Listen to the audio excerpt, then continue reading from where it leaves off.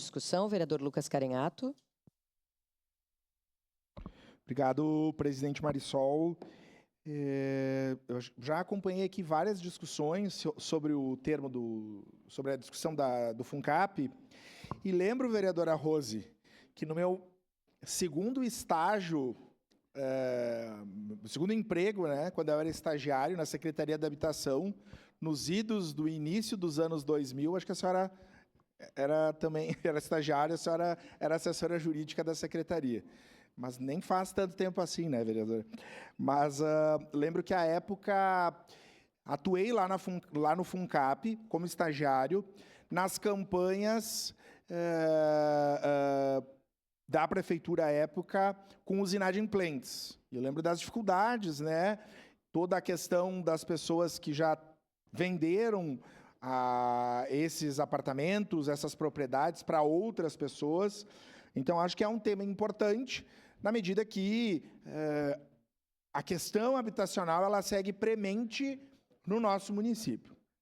Mas, no tema da habitação, algo relacionado também a um programa municipal, como é o FUNCAP, independente se o recurso é municipal, estadual ou federal, como o programa Minha Casa Minha Vida, e nós temos 3 colegas aqui que foram secretários de habitação em gestões distintas. Vereador Renato Nalceu, vereador Fiuza no Guerra e vereador Petrini agora no governo do prefeito Adiló.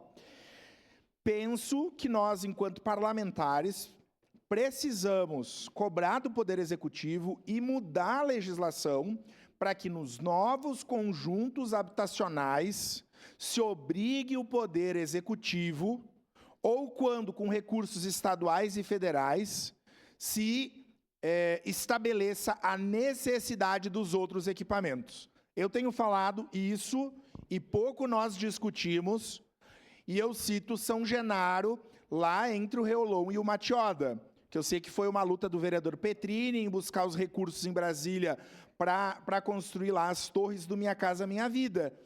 E eu disse que, super importante, imagina, temos que lutar e festejar os recursos do governo Lula para o Minha Casa Minha Vida lá no São Genaro. Agora, sem escola de educação infantil, sem escola de ensino fundamental, sem parquinho para as crianças e sem UBS, é o caos, como acontece no campus da Serra. Eu digo caos do ponto de vista que precisa os equipamentos. Vocês imaginam 10, 11, 12 torres lá, com centenas de famílias morando e utilizando o mesmo equipamento de escola, o mesmo equipamento de UBS e o mesmo equipamento de lazer. Para citar no Reolon, quando a gente fala de lazer, que é praticamente inexistente. Então, nós, enquanto poder legislativo, no que compete legislar e fiscalizar, precisamos cobrar do governo os programas habitacionais, cobrar do governo projetos que vão ao encontro dos programas estaduais e federais, mas não podemos mais acordar ou simplesmente calar com programas habitacionais, quaisquer que sejam, sem os equipamentos. E o bom exemplo, o exemplo mais nítido que nós temos é o Campus da Serra, quando se resolveu, entre aspas, a questão habitacional, mas botou um grande contingente populacional num pequeno espaço sem os equipamentos. Então, é uma situação complicada e que nós precisamos atentar.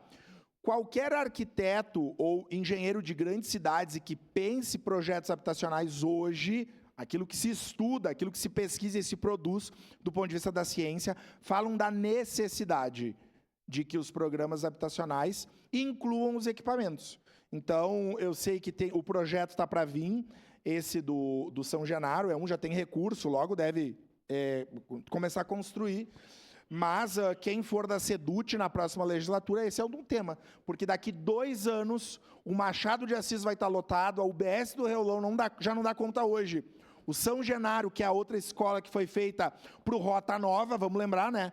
O Rota Nova é um desses programas que foi feito lá no meio do mato e não tinha nada. Então, só quero destacar, porque para mim é muito importante, Então, avançando nos programas habitacionais com todos os equipamentos que a população precisa. Nós votamos favoráveis nesse projeto e seguiremos cobrando e atentando para essas outras questões. Obrigado.